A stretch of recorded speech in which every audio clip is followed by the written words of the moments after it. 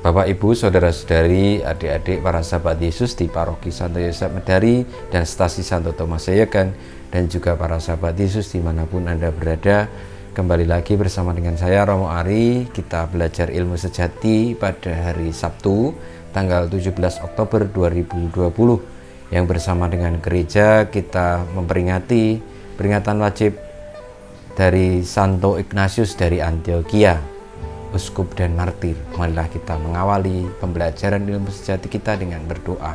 Dalam nama Bapa, Putra, dan Roh Kudus. Amin. Allah Bapa yang kekal dan kuasa, Engkau meluhurkan tubuh Kristus yaitu umat-Mu berkat kesaksian jaya para martir yang kudus. Pada hari ini kami kenangkan Santo Ignatius yang mencapai keluhuran abadi karena penderitaannya.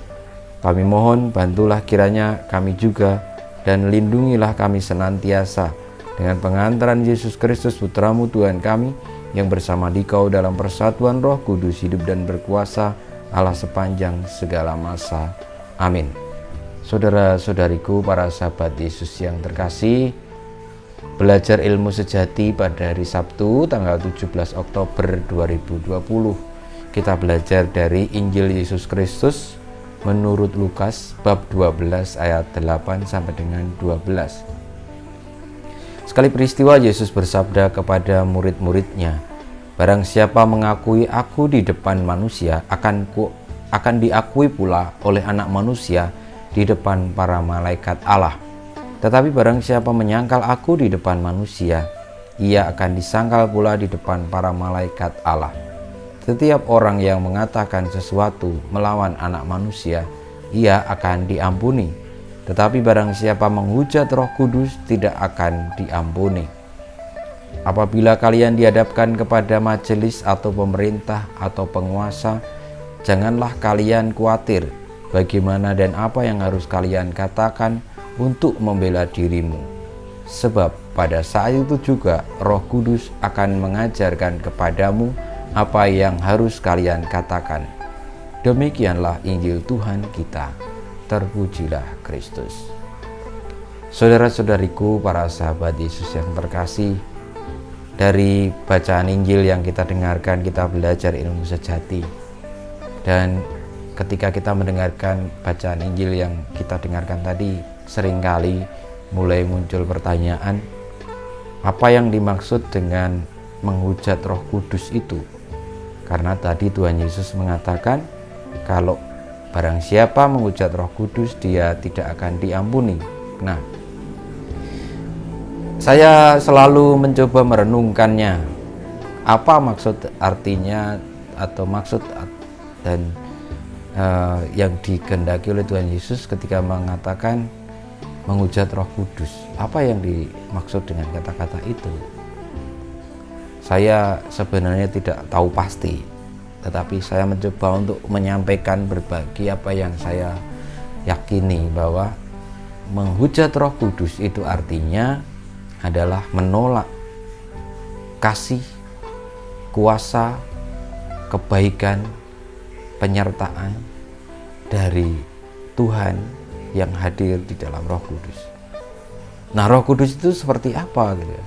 Karena roh dia yang nggak kelihatan, tetapi terasa, tetapi dalam arti nyata, dialami, dirasakan, dan kekuatannya itu benar-benar ada. Seperti tadi dikatakan oleh Tuhan Yesus, kalau kamu dihadapkan pada majelis atau pemerintah, jangan takut kalau kamu benar, karena Roh Kudus akan memberikan jawaban apa yang ditanyakan kepadamu. Nah, Roh Kudus itu membawa daya atau menjadi daya, membawa kita menjadi daya untuk kepada kebaikan, kepada kebenaran, kepada kesucian, kepada kekudusan, kepada keselamatan. Nah, kalau itu dihujat, berarti dari dirinya sendiri orang itu tidak mau menerima daya itu, atau menolaknya, atau mengingkarinya. Dan itu yang tidak akan diampuni, karena dengan jelas manusia dengan bebas menggunakan kebebasannya untuk menolak kuasa Allah. Dan ini artinya ya sama saja menghujat Allah sendiri. Artinya menolak kekuasaannya. Dan itu yang tidak akan diampuni. Tapi kalau kita tadi mengatakan sesuatu yang melawan anak manusia, misalnya berbuat jahat, dalam arti dosa itu tetap akan diampuni. Tetapi kalau orang-orang yang menghujat Roh Kudus, melawan dia, tidak mau menolak dia, itu tidak akan diampuni. Saudara-saudariku, marilah kita mohon berkat Tuhan, semoga dalam hidup ini kita semakin selaras dengan kehendak Tuhan, karena Roh Kudus ada di dalam diri kita, dan semoga kita tidak pernah menolak dia. Artinya apa? Roh Kudus mengarahkan kita untuk bertobat, untuk kembali dari kesalahan, untuk selalu setia kepada perbuatan baik, untuk selalu bersyukur atas hidup ini. Pokoknya semua yang mengarahkan kepada keselamatan, kebaikan, kebenaran, dan kepada Tuhan sendiri, itu daya dari Roh Kudus. Tidak mungkin dari kita sendiri. Kita hanya tinggal mengatakan ya dan setuju dan menerima. Marilah kita mohon berkat Tuhan. Kemuliaan kepada Bapa dan Putra dan Roh Kudus, seperti pada permulaan, sekarang, selalu, dan panjang segala abad. Amin. Ya Yesus, jadikanlah hati kami seperti hati-Mu.